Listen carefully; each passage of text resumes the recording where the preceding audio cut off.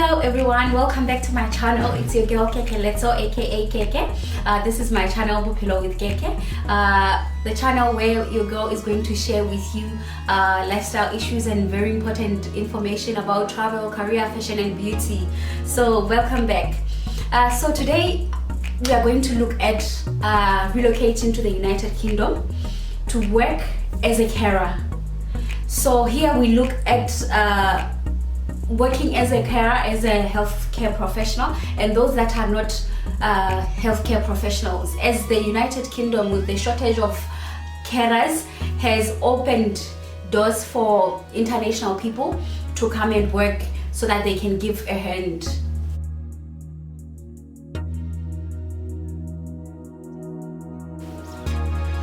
Before we go any further, guys, I would like to do a disclaimer.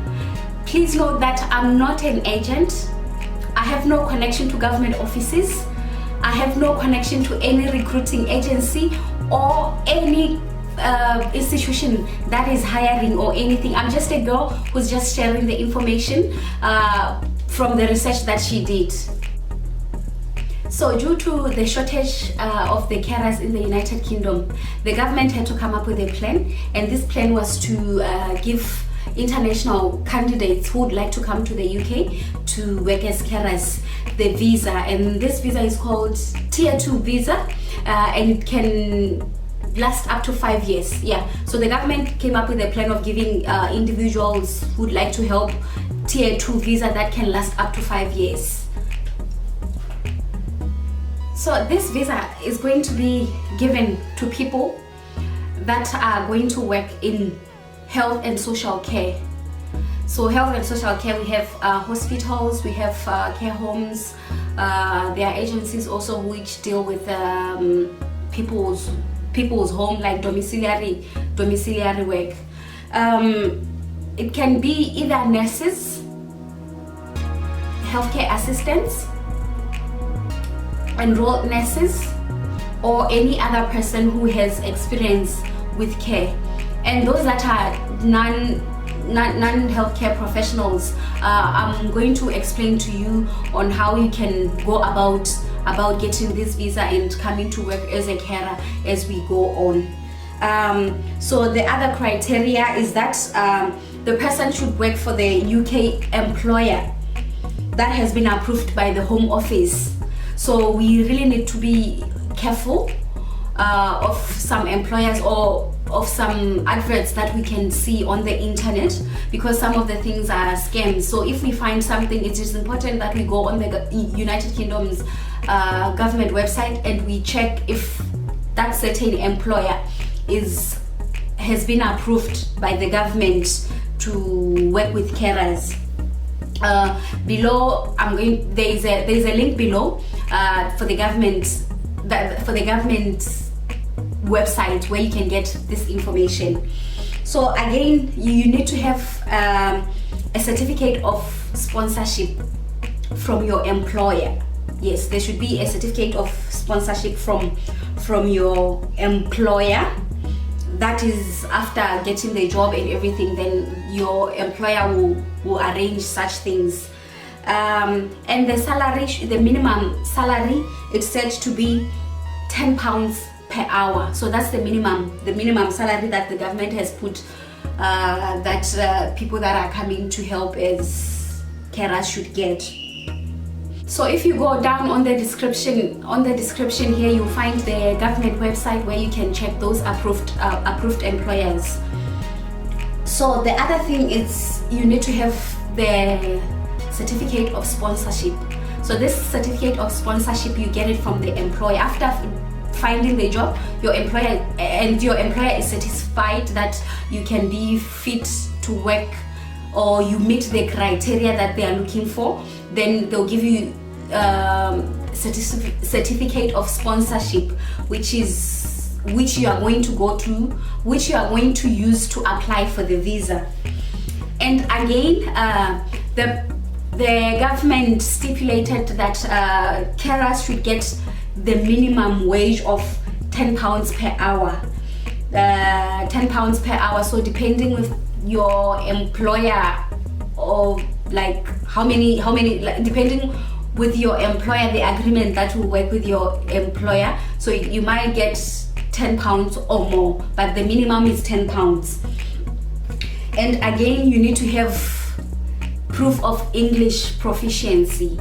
So some people were asking, will I need to write the English test language? Yes, because if you are not from the English speaking countries, you need to have proof that you can speak English. So most people take IELTS, IELTS, that's the test, that's the English test. And the minimum score that I found in the government website, it says 4 points in each skills. So it has speaking, writing, listening, and reading. So you need to have minimum 4 points score on that. I've seen when I was going through the advertisements, some agencies put their own scores, but the score that the government has put, it's minimum of 4. I think at this point you have a question wondering, how am I going to benefit if I come to the UK to work as a carer? Firstly, it's a good salary. If you are getting £10 per hour, that is like £110. If you are working 11 hours, it's £110 per day.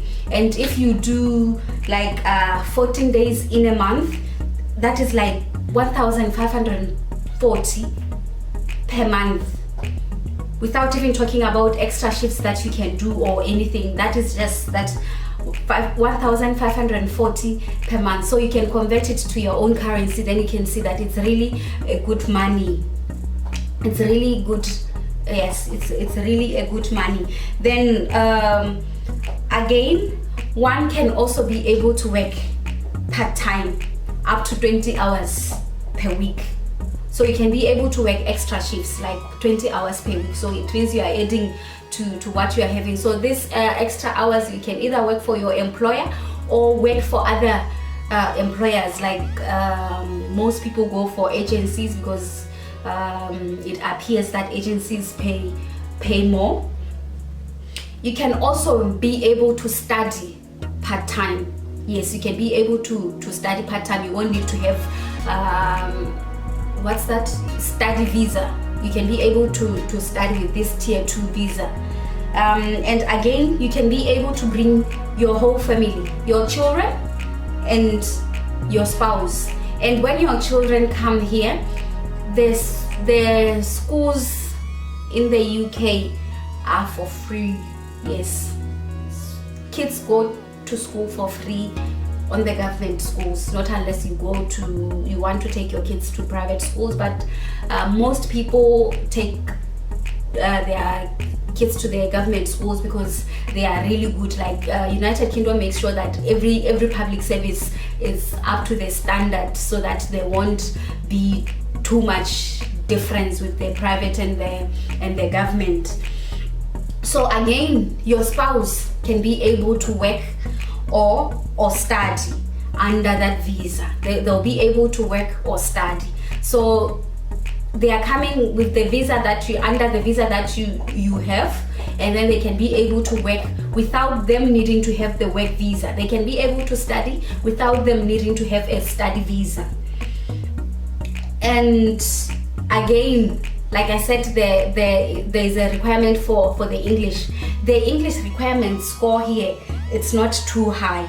So this can be a way for those nurses that have been probably trying so many times to write, preparing so that they can register for the NMC, but things seems not to work.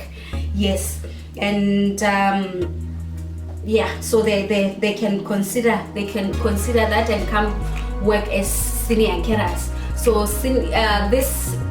these carers have levels. So depending on your qualification, if you have a qualification, you can be taken as a senior carer, which the salary will be more than just a junior carer.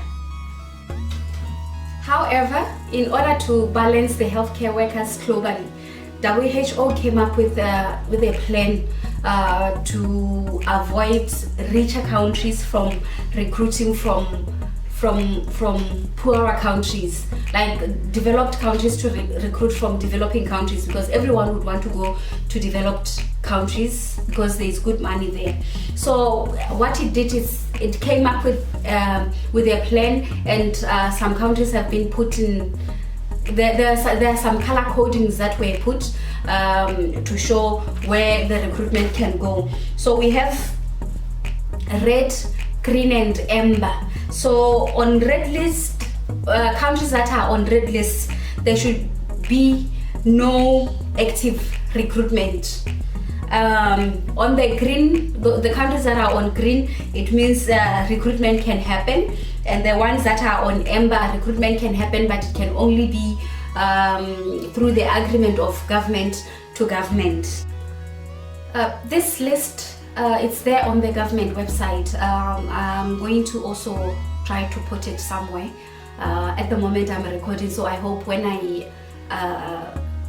put this video together, we'll have this list. Otherwise you can check it on the government website.